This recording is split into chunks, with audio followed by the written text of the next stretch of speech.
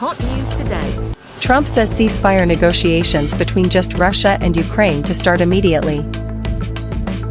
Israel aims for full control of Gaza. UK, France, Canada threaten sanctions against Israel if it continues new offensive in Gaza. Trump says ceasefire negotiations between just Russia and Ukraine to start immediately. Trump held a 2-hour phone call with Russia's Vladimir Putin on Monday. President Donald Trump held a high-stakes phone call with Russian President Vladimir Putin on Monday as he continued his push for an end to Moscow's 3-year-old invasion of Ukraine after last week's peace talks in Istanbul, Turkey. Following the calls, Trump told reporters at the Oval Office on Monday that he remained confident that a deal between Russia and Ukraine would be reached soon. "I think something's going to happen. It's a very, very big egos involved, I tell you, big egos involved. But I think something's going to happen," he said. "And if I thought that President Putin did not want to get this over with, I wouldn't even be talking about it because I'd just pull out." Trump wouldn't elaborate further on what would cause him to back away. "I would say I do have a certain line, but I don't want to say what the line is, because I think it makes the negotiation even more difficult than it is," he said. When questioned if he had asked Putin to meet with him during the call on Monday, Trump said of course he did. "I said, when are we going to end this, Vladimir?" Trump said. "I said, when are we going to end this bloodshed, this bloodbath? It's a bloodbath. And, I do believe he wants to end it." In a post to his conservative social media platform earlier Monday, Trump said the call lasted 2 hours and that he believed it went very well. Trump said Russia and Ukraine will immediately start negotiations toward a ceasefire, and that he spoke with Ukrainian President Volodymyr Zelensky, as well as several NATO leaders, after the call with Putin. He also said the Vatican has stated that it would be very interested in hosting the negotiations. While talking to reporters on Monday, Trump said he thought having the talks at the Vatican would be helpful. "There's tremendous bitterness, anger, and I think maybe that could help some of that anger," he said. Putin, speaking to journalists in Sochi, claimed that he is willing to work on a memorandum on a possible future peace agreement with Ukraine, but did not elaborate on what that would look like. The question is, of course, that the Russian and Ukrainian sides show their maximum desire for peace and find the compromises that would suit all parties, Putin added. Trump had promised to end the war within 24 hours of taking office during the 2024 campaign, but both sides still appear far apart and Russia has only intensified strikes inside Ukraine. ABC News senior political correspondent Rachel Scott pressed White House Press Secretary Caroline Leavitt earlier Monday if Trump would set a deadline for peace talks during his conversation with Putin. Leavitt said she wouldn't get ahead of Trump on any specific timeline. Reference, ABC News. Israel aims for full control of Gaza.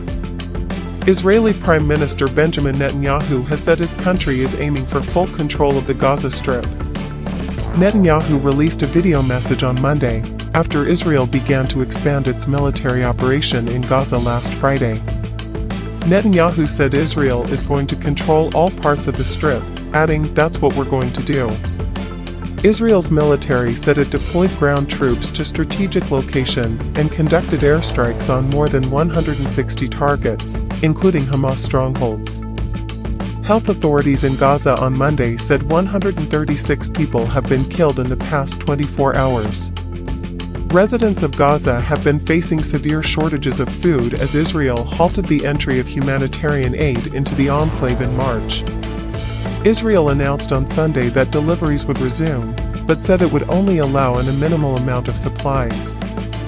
On Monday, 5 UN trucks carrying humanitarian aid entered Gaza. But it remains to be seen whether enough food will be brought in for the over 2 million residents of the area. UK, France, Canada threaten sanctions against Israel if it continues new offensive in Gaza. International experts have warned that Gaza could suffer an imminent famine due to continued offensive and cut in aid supply. In a surprising turn of events, leaders from UK, France, and Canada on Monday made it clear that they would move to sanction Israel if it does not stop a renewed military offensive in Gaza and lift the aid restrictions, which has put mounting pressure on Prime Minister Benjamin Netanyahu to move towards a ceasefire agreement with militant group Hamas. As Netanyahu announced the plan that Israel would take control of the entire Gaza last Monday, the Israeli military moved inside the Palestinian territory after announcing its new operation on Friday. International experts have warned that Gaza could suffer an imminent famine due to continued offensive and cut in the supply of aid. A joint statement released by the British government said, the Israeli government's denial of essential humanitarian assistance to the civilian population is unacceptable and risks breaching international humanitarian law.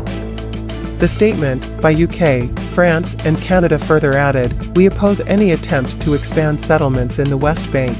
We will not hesitate to take further action, including targeted sanctions. The statement supported the efforts made by US, Qatar and Egypt to negotiate a ceasefire deal between Israel and Hamas and impose an immediate ceasefire in Gaza, as the three countries said they were committed to the formation of a Palestinian state as the solution to achieve the two-state. The statement by UK, France, and Canada coincided with a joint statement by 22 countries, including the three nations, to immediately allow full resumption of aid supply into Gaza, as the statement noted that the region's population faces starvation. Netanyahu said the leaders in London, Ottawa, and Paris are offering a huge prize for the genocidal attack on Israel on October 7 while inviting more such atrocities, Reuters reported. Thank you for watching. See you tomorrow.